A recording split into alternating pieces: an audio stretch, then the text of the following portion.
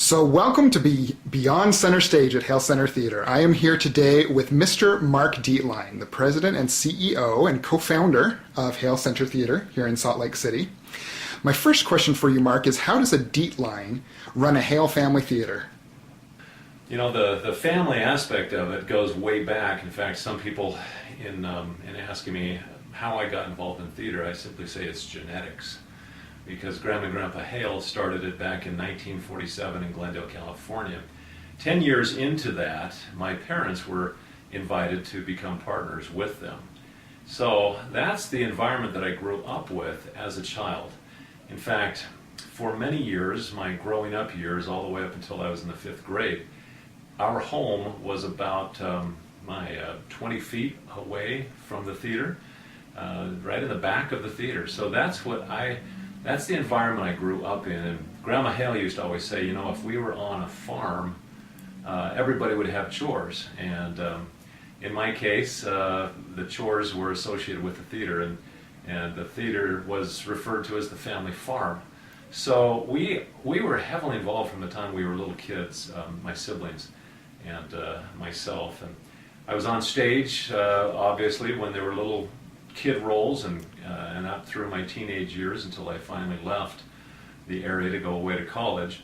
In this particular theater, the gold carpet that was in there would get these little balls of carpet fur like it, and it would, behind the seats, it would kind of gather as people would kick back, I guess, just in sitting down or whatever. Anyway, we used to gather these fur balls. We'd make big balls out of them, and Grandma Hale would challenge us kids to see who could create the biggest carpet fur ball, and whoever the winner was would get all the change in her pocket, which was usually about 25 cents.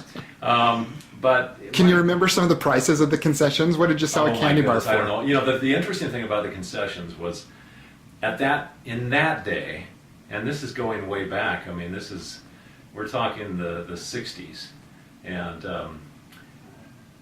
we had our pop machine was basically just a big tub, a rectangular tub, and all of the pop glass bottles at that time were in there, all the different pop, and we would pour ice on top of all of the pop bottles, and as the evening would progress, the ice would melt and you had ice water. And so it was really tough because when a patron would want a particular soda, you'd have to stick your hand down in there and try and find the pop. And I remember this day, by the end of intermission, my hand would just be aching because of the amount of time I would spend in that ice water trying to find the right flavor for the patron. When we had shows that required animals, it was always really fun because I ended up being the animal keeper. And one of the shows we did required a squirrel monkey. And that became my pet. And this little monkey was so adorable. You know, he had the little old man face, and it was a very, very energetic monkey. And sometimes I would just simply let it out in the house, and it would go crazy, going all over the house and swinging on the drapes and the chandelier and everything. Oh my gosh! And I remember, I think I was in the 3rd grade at that point, and we had a dress-up day at school. And so my mom made me a little organ grinder costume and a costume for the little monkey. And I vividly remember going to school thinking I was really the cat's meow because, you know, nobody had a monkey with them for this particular dress-up day. And I had that little monkey on my shoulder in his little outfit, and he had a little organ grinder that he would, you know, do this bit with, right. And we had the little cup and everything. Anyway, just a really very, very vivid memory in my mind. What was he named? Oh my goodness, you know what? That's funny that I don't remember the name. I do not remember. Did you have to give him up when the show was over? No, I got to keep him for quite some time, but he stunk so much that finally we just had to get rid of him. A few little stage memories. So help everybody with the family connection again. You said that your mom and dad helped Grandma and Grandpa, but yes. That's because your mother is their oldest daughter, correct? That's correct. So the fact that my name is not Hale is due to the fact that it's on my mother's side.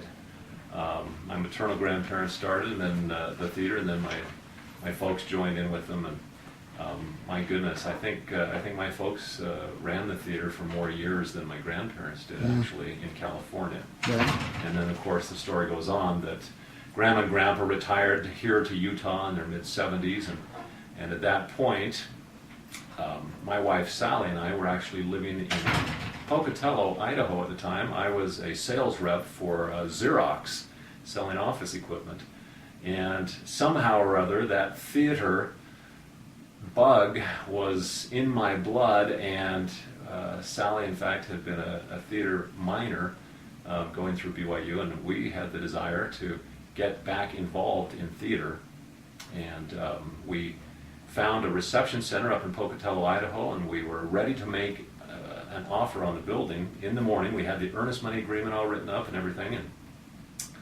we got a call that night from Grandma and Grandpa, and they said, "We know you're thinking about doing a theater in Pocatello. Don't do it. Come down to Salt Lake and help us open a new theater in Salt Lake," along with their daughter Sally.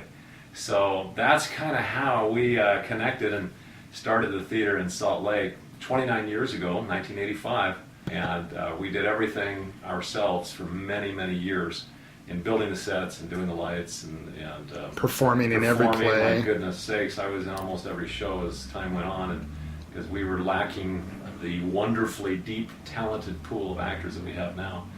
But great memories, lots of fun. The patrons in the Salt Lake Valley just immediately embraced the comedies. Most of the shows that we did back then were Hale comedies, and after 4 or 5 years we started introducing some of the Broadway shows.